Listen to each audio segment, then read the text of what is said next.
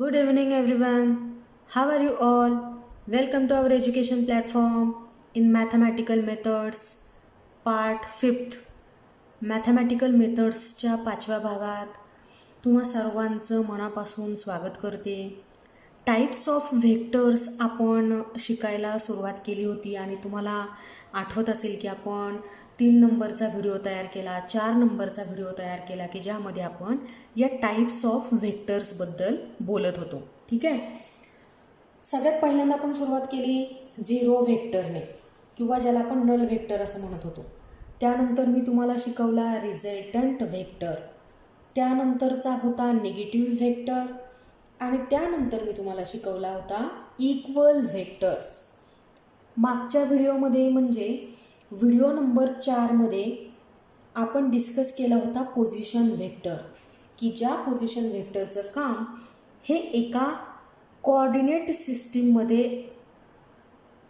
एक पॉईंट जो कन्सिडर केलेला आहे त्या पॉईंटपाशी असलेल्या पार्टिकलची पोझिशन देणं हे होतं. पण कसं? With respect to origin of that Cartesian coordinate system. बरोबर ना? आठवलं का? स्मॉल आर बारने आपण तो पोझिशन व्हेक्टर रिप्रेझेंट केला होता आणि त्यानंतर मी तुम्हाला शिकवला होता युनिट व्हेक्टर. एक असा व्हेक्टर की ज्याची मॅग्निट्यूड युनिटी असते, म्हणजे किती असते तर 1 असते आणि ज्याचं एकमेव काम दिलेल्या व्हेक्टरची डायरेक्शन रिप्रेझेंट करणं हे असतं किंवा व्हेक्टरची डायरेक्शन स्पेसिफाय करणं असतं किंवा तो जो व्हेक्टर आहे तो कोणत्या दिशेने जाणार आहे त्याची डायरेक्शन स्पेसिफाय करणं हे काम कोण करतो तर युनिट व्हेक्टर करतो. आठवलं ना तुम्हाला? युनिट व्हेक्टर हा बऱ्यापैकी वेळेस म्हणजे पॉप्युलरली हा स्मॉल लेटरनेच रिप्रेझेंट केला जातो आणि त्याच्या डोक्यावर कॅप किंवा हॅट ड्रॉ केली जाते. मी असं म्हटलं होतं की एक युनिट व्हेक्टर आहे, सपोज आपण यूने रिप्रेझेंट करतोय तर त्याच्या डोक्यावरती आपण अशी कॅप काढायची की ज्यामुळे मला समजतं की तो काय आहे, युनिट व्हेक्टर आहे. मग त्याला यू कॅप किंवा यू हॅट असं सुद्धा आपण म्हणू शकतोय. ठीक आहे. मग जर एफ बार हा काय असेल तर एक फिजिकल क्वांटिटी आहे की जी व्हेक्टर आहे. ओळखलीत का तुम्ही? ही कोण आहे तर फोर्स आहे. कॅपिटल एफ मी ड्रॉ केला ना, म्हणून ही काय आहे तर फोर्स नावाची एक व्हेक्टर क्वांटिटी आहे.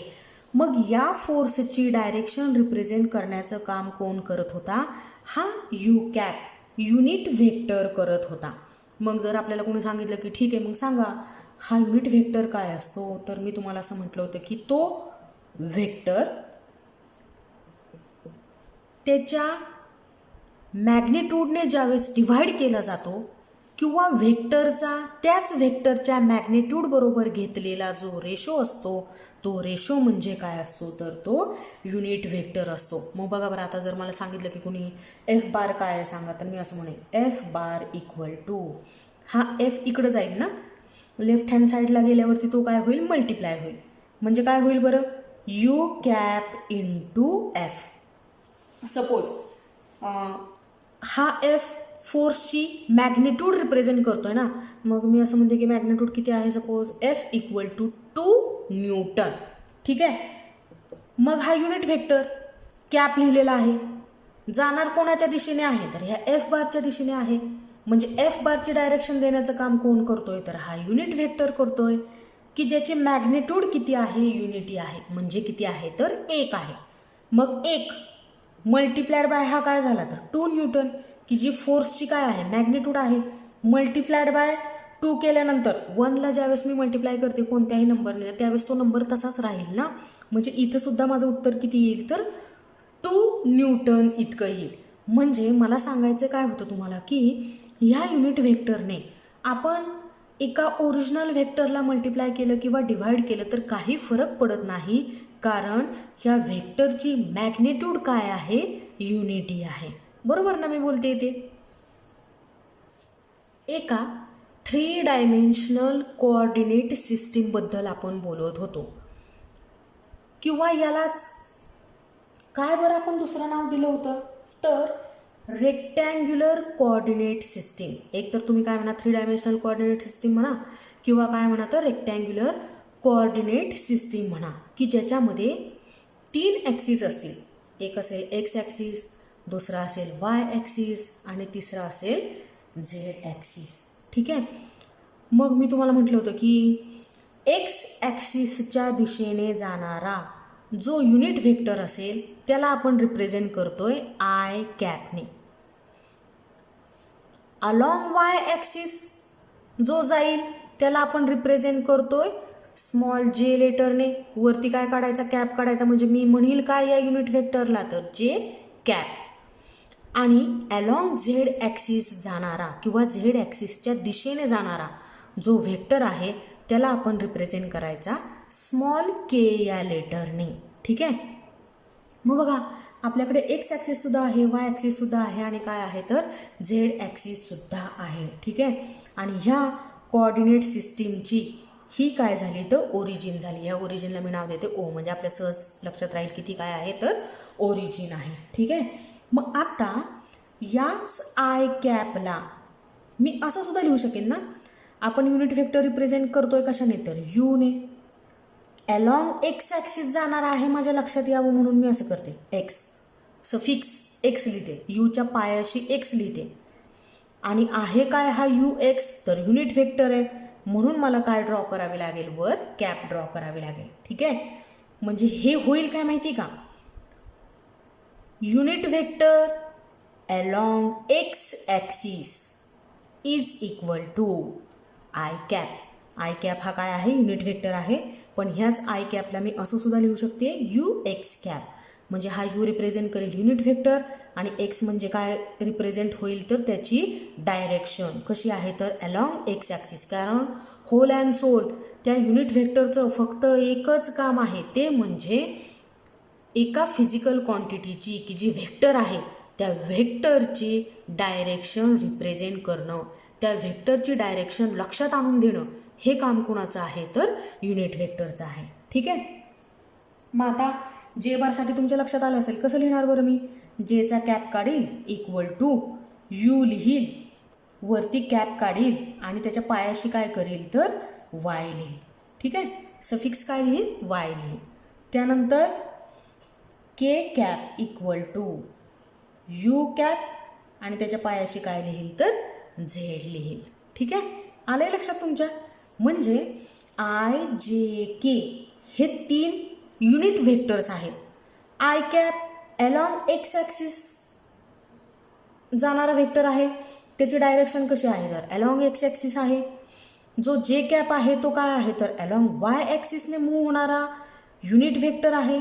आणि के कॅप काय आहे तर अलॉंग झेड ॲक्सिसने जाणारा एक युनिट व्हेक्टरच आहे. ठीक आहे. मग आता जर मला हे व्हेक्टर इथं जर दाखवायचे म्हटले या कोऑर्डिनेट सिस्टीमवरती तर असे दाखवता येईल. बघा इथं मी ड्रॉ करते आय कॅप. ठीक आहे. आय कॅप हा काय आहे तर युनिट व्हेक्टर आहे. कसा जातोय तर अलॉंग एक्स ॲक्सिस. कसा मूव्ह होतोय अलॉंग एक्स ॲक्सिस. म्हणजे एक्स ॲक्सिस ही डायरेक्शन आपल्याला कोणी शो केलेली आहे तर आय कॅप या युनिट व्हेक्टरने शो केलेली आहे, असा त्याचा अर्थ. ठीक आहे. इथं बघा मी काय दाखवते, जे कॅप. म्हणजे जे कॅपने आपल्याला काय दाखवलेलं आहे तर कोणताही एक व्हेक्टर की जो कुठं चाललेला आहे तर अलॉंग वाय ॲक्सिस चाललेला आहे. आणि के कॅपने आपल्याला काय दाखवलेलं आहे तर डायरेक्शन ऑफ व्हेक्टर, पण कशी तर अलॉंग झेड ॲक्सिस. ठीक आहे. आता अजून तुम्हाला कसं मी सोपं करून सांगू बघा. इथं मी म्हणते की बारामती आहे. बघा ह्या कार्टेशियन कोऑर्डिनेट सिस्टीमची जी ओरिजिन आहे ती काय आहे तर बारामती आहे. म्हणजे तुम्हाला खूप चांगला समजून जाईल हा युनिट व्हेक्टर. ठीक आहे.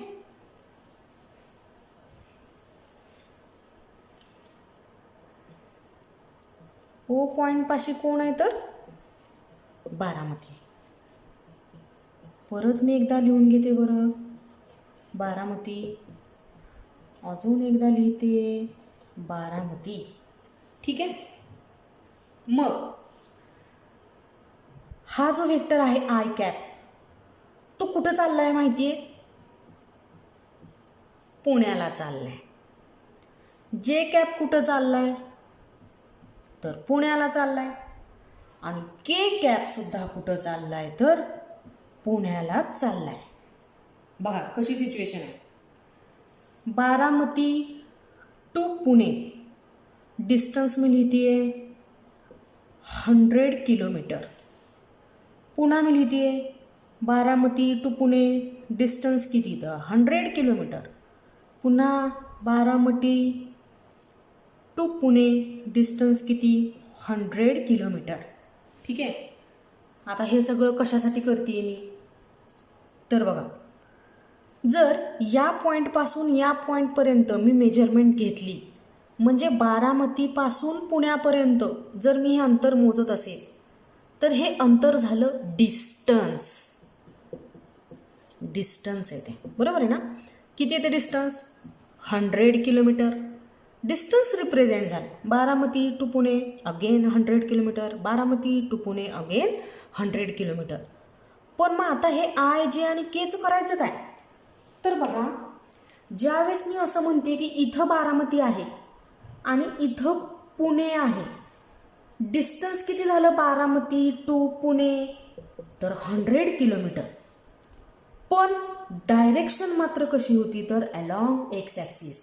ह्या डायरेक्शनला तुम्ही असं म्हणा की आपण चाललोय व्हाया मोरगाव. मोरगाव मार्गे आपण कुठं जाणार आहे बारामतीपासून पुण्याकडे जाणार आहे. मग मोरगावच्या दिशेने आपण चाललोय ते सांगण्याचं काम कुणी केलंय. ह्या डिस्टन्सने केलं का, या 100 किलोमीटरने केलं का नाही. ते काम कुणी केलं तर ह्या आय कॅपने केलं.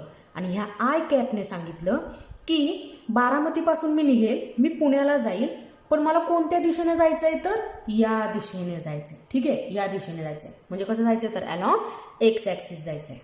आले लक्षात. म्हणजे इथं कुठंही जा तुम्ही 100 किलोमीटर 100 किलोमीटर 100 किलोमीटर जायचं आहे हे तर ठरलेलं आहे. बारामतीपासून निघायचं आहे हे पण ठरलेलं आहे. पुण्यातच जाऊन पोहोचायचं आहे हे पण ठरलेलं आहे. पण दिशा देण्याचं काम मात्र फक्त आणि फक्त कोणी केलं तर या युनिट वेक्टरने केलं. ठीक आहे. आता बघा इथं येऊयात. इथं सुद्धा काय आहे तर ओरिजिन आहे म्हणजे बारामती आहे. बारामतीपासून मला परत कुठं जायचं आहे तर पुण्यालाच जायचं आहे. अंतर किती किलोमीटर आहे तर 100 किलोमीटरच आहे. आता ही दुसरी केस, ही पहिली, ही दुसरी, ही तिसरी. इथं कुठं गेलं तर अलॉंग एक्स ॲक्सिस आपण मूव्ह झालो. ठीक आहे.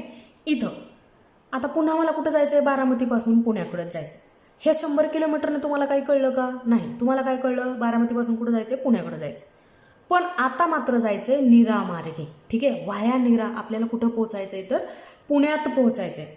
मग तुम्ही मला सांगा मोरगाव मार्गे म्हणजेच नीरा मार्गे का नाही. ठीक आहे. म्हणजे आता मी बारामतीतून निघील, पुण्यात पोहोचेल, पण माझी जी डिस्प्लेसमेंट असणार आहे ती कशी असेल तर अलॉंग वाय ॲक्सिस असेल. ती डिस्प्लेसमेंट व्हाया नीरा असेल किंवा नीरा मार्गे मी बारामतीतून पुण्यात पोहोचणार असणारे पोहोचेल. आणि ती नीरा मार्गे आपण जातोय बारामतीपासून पुण्यात, तो मार्ग दाखवण्याचं काम कोणी केलंय तर ह्या युनिट वेक्टरने केलंय किंवा जे कॅपने केलंय की जो कुठं जातोय तर बारामतीपासून सुरू होतोय पुण्याकडे जातोय, पण कसा जातोय तर अलॉंग वाय ॲक्सिस. म्हणजे कसा जातोय तर नीरा मार्गे. ठीक आहे. मग दुसरी केस डिस्कस करून झाली आपली. आता तिसरी केस. परत बारामतीपासून पुण्यापर्यंत डिस्टन्स किती 100 किलोमीटर. डिस्टन्सवरून काय कळतंय का आपल्याला नाही. तर इथं आहे बारामती, इथं आहे पुणे, अंतर किती पुन्हा 100 किलोमीटर. पण इथून जात असताना मात्र आपल्याला आता जायचं आहे व्हाया पाटस. म्हणजे आपण पाटस मार्गे आता कुठं जातोय तर पुण्यात पोहोचतोय. मग तो पाटस मार्ग किंवा आपल्याला बारामतीतून निघून पुण्यात पोहोचायचं आहे, पण मोरगाव मार्गाने नाही जायचं, नीरा मार्गे नाही जायचं, आपल्याला पाटसकडून जायचं आहे. आणि पाटसकडून जा किंवा आम्ही पाटसकडून जाणार आहोत हे सांगण्याचं काम कुणी केलं तर ह्या के कॅपने केलं की जो के कॅप कुठं चालला होता अलॉंग झेड ॲक्सिस चालला होता. ठीक आहे. कळते का तुम्हाला. म्हणजे डिस्टन्स आहे ते आहे, डिस्प्लेसमेंट होणार आहे, पण ती डिस्प्लेसमेंट कोणत्या दिशेने आहे ते दिशा देण्याचं काम कोण करत असतात तर हे युनिट व्हेक्टर्स करत असतात. ठीक आहे. युनिट व्हेक्टर हा नेहमी जो ओरिजिनल व्हेक्टर आहे त्या ओरिजिनल व्हेक्टरच्या दिशेतच जात असतो. समजा डिस्प्लेसमेंट आहे बारामती टू पुणे. ठीक आहे. अंतर मी किती म्हटलं होतं 100 किलोमीटर. पण हे झालं डिस्टन्स. पण हेच आता डिस्प्लेसमेंट असेल, बारामतीकडून पुण्याकडं एका ठराविक मार्गाने होणारी डिस्प्लेसमेंट ही रिप्रेझेंट करण्याचं काम कोण करील, तर एक व्हेक्टर करेल.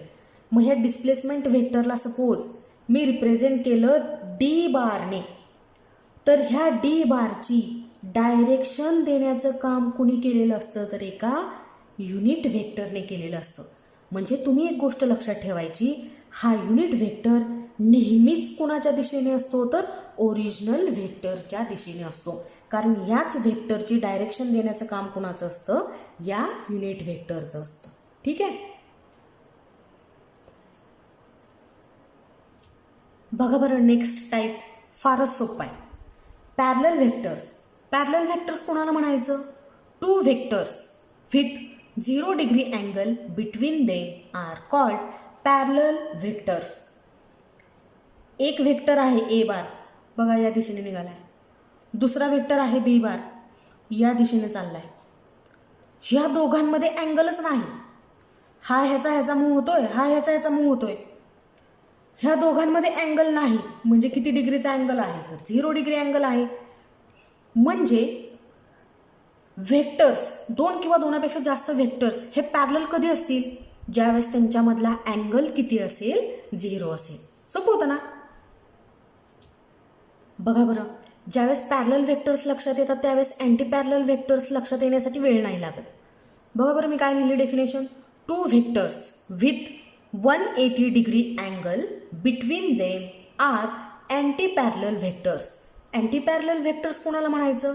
दोन व्हेक्टर्स ज्यांच्यामधला अँगल किती आहे, तर 180 डिग्री आहे. तुम्ही म्हणाल की आता काय अँगल मोजत बसायचं का दोन व्हेक्टरमधला किती? तर सोपं असतं. बघा, एक व्हेक्टर आहे, सपोज या दिशेने गेलं, मी या व्हेक्टरचं नाव देते सपोज पी बार. ठीक आहे. मग हा या दिशेने निघून गेला आणि दुसरा व्हेक्टर या दिशेने निघून चालला. म्हणजे पहिल्या व्हेक्टरच्या बरोबर अपोजिट डायरेक्शनने जाणारा जो व्हेक्टर असतो, तो व्हेक्टर पहिल्या व्हेक्टरला अँटी पॅरलल असतो. म्हणजे क्यू बार हा पी बारचा काय आहे, तर अँटी पॅरलल व्हेक्टर आहे. सोपं आहे की नाही? आता सपोज एक वरच्या दिशेने निघाला असेल ए बार, तर अँटी पॅरलल व्हेक्टर कसा असेल, त्याच्याबरोबर अपोजिट दिशेने जाणारा असेल. म्हणजे त्यांच्यामधला अँगल किती असणार आहे, तर 180 डिग्री असणार आहे.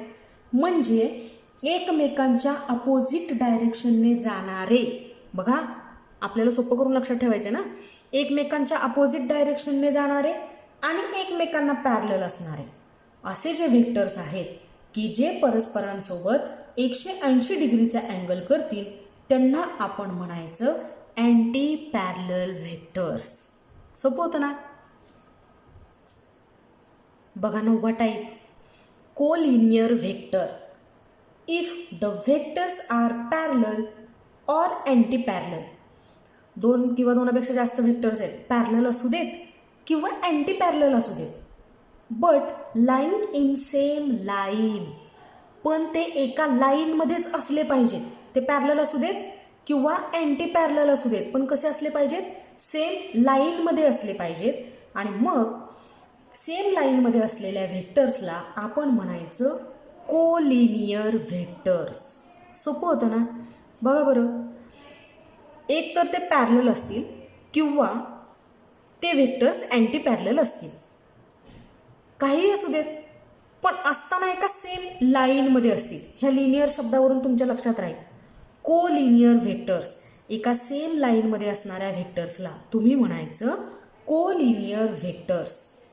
त्यानंतरचा जो टाईप आहे तो आहे को प्लेनर व्हेक्टर.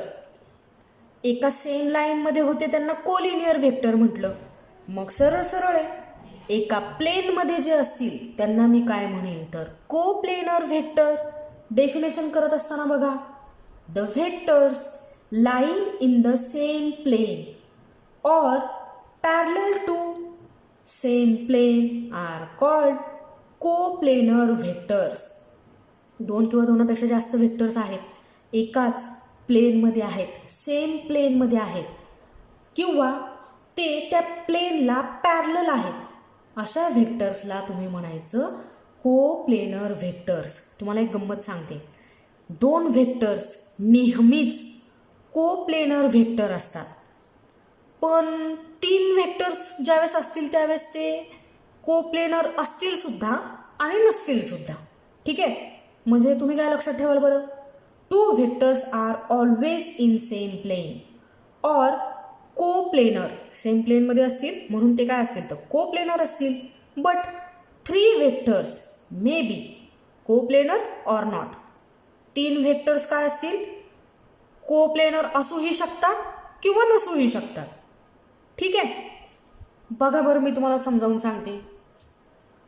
सपोज हा बोर्डचा एक प्लेन आहे आपल्याकडं. ठीक आहे, माझ्याकडे हे 2 पेन आहेत. हा एक असा आहे आणि दुसरा असा आहे.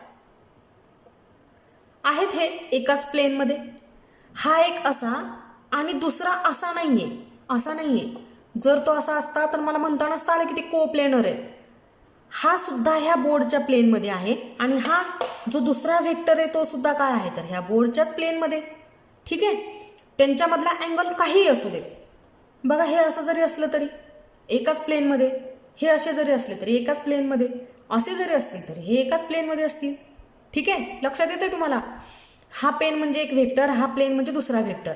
आहेत कशाच्या प्लेनमध्ये तर आपल्या ह्या बोर्डच्या प्लेनमध्ये. हा बोर्डला सोडून ते बाहेर आलेत का, दुसऱ्या प्लेनमध्ये आलेत का, नाहीत. तुम्ही ह्यांना कसंही पकडलं, कसंही फिरवलं तरी सुद्धा हे दोन्ही व्हेक्टर नेहमी कसे असतील तर ह्या बोर्डच्या प्लेनमध्येच असतील. म्हणजे हे 2 व्हेक्टर काय असतील तर कोप्लेनर व्हेक्टर असतील.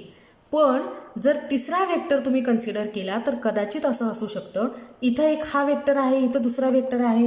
आता माझ्याकडे तुम्हाला दाखवायला व्हेक्टर नाही, हा डस्टर घेते मी, असं समजा की हा एक व्हेक्टर आहे. तर हे 3 व्हेक्टर हे एका प्लेनमध्ये झाले. पण असं सुद्धा असू शकतं ना की त्यातला एक व्हेक्टर हा असा आहे, असा. आता तुम्ही मला सांगा, राहिलं का हे प्लेन सेम? नाही. म्हणजे 3 व्हेक्टर हे एकाच प्लेनमध्ये असू सुद्धा शकतात आणि एकाच प्लेनमध्ये नसू सुद्धा शकतात. ठीक आहे, आलंय का तुमच्या लक्षात कोप्लेनर व्हेक्टर कसे असतात ते. आता शेवटचा एक टाईप तुम्हाला शिकवते, को इनिशियल व्हेक्टर. बघा काय त्याचं नाव, को इनिशियल व्हेक्टर.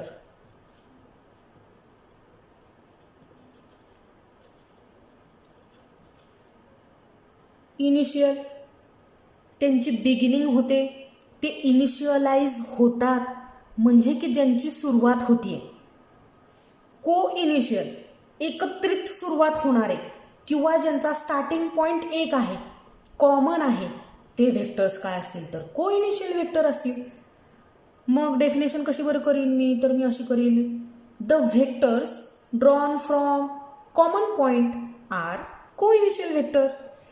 एक व्हेक्टर ड्रॉ करते, त्याला लेबलिंग करते ए बार. आपण खूप ठिकाणी ए बार बी बार कन्सिडर केले ना, ठीक आहे असू देत. हा झाला एक व्हेक्टर ए बार. दुसरा एक व्हेक्टर आहे बी बार. त्याचा इनिशियल पॉईंट सुद्धा, त्याचा टेल सुद्धा तुमच्या लक्षात आला असेल की त्याच ठिकाणी आहे, त्याच पॉईंट पाशी आहे जिथं पहिल्या व्हेक्टरचा होता. बरोबर ना, बघताय ना तुम्ही. हे बघा तिसरा एक व्हेक्टर ड्रॉ केला सी बार. त्यांची हेड वेगवेगळ्या ठिकाणी गेले, वेगवेगळ्या डायरेक्शनला गेले, पण त्यांची जी टेल आहे तिची सुरुवात जी होती ना ती एकाच पॉईंटपासून होती. म्हणजे एका कॉमन पॉईंटपासून ड्रॉ केले गेलेले जे व्हेक्टर्स असतील त्यांना तुम्ही म्हणायचं को इनिशियल व्हेक्टर. सोपं आहे, आले तुमच्या लक्षात. बरेचसे टाईप मी तुम्हाला शिकवले, त्यापैकी को लिनियर, को प्लेनर आणि को इनिशियल व्हेक्टर्स हे जे हेडिंग खाली मी तुम्हाला शिकवले ते तर तुमच्या टेक्स्टबुकमध्ये नाहीत सुद्धा, पण पुढं अनेक ठिकाणी आपल्याला हे व्हेक्टर्स आयडेंटिफाय करावे लागतात, ओळखावे लागतात. ओळखायला आल्यानंतर मला त्यांच्यावरती काय प्रोसेस करायची आहे ते लक्षात येतं. म्हणून मी इन ॲडव्हान्स तुम्हाला को लिनियर, को प्लेनर आणि को इनिशियल व्हेक्टर्ससुद्धा शिकवून ठेवले. ठीक आहे, जास्तीचं शिकण्यामुळं काही नुकसान नाही ना होणार आपलं, बरोबर ना. तर एवढे 11च्या 11 टाईपच्या नोट्स मी तुम्हाला या व्हिडिओच्या डिस्क्रिप्शन बॉक्समध्ये टाकून देते. ठीक आहे, मला कॉमेंट करा, मला सांगा तुम्हाला शिकवलेलं समजतंय का? घरीच राहा, सुरक्षित राहा, काळजी घ्या, अभ्यास करत राहा. मी ज्या नोट्स डिस्क्रिप्शन बॉक्समध्ये दिलेल्या आहेत त्या डाउनलोड करायच्या आणि स्वतःच्या नोटबुकमध्ये लिहून काढायच्या, ज्यामुळे तुमची प्रॅक्टिस होईल आणि जेवढ्या काही डेफिनेशन मी तुम्हाला शिकवल्या त्या तुमच्या पाठसुद्धा होऊन जातील. ठीक आहे. पुढच्या व्हिडिओमध्ये मी भेटते तुम्हाला दुसरा कंटेंट घेऊन. तोपर्यंत थँक्यू. बाय.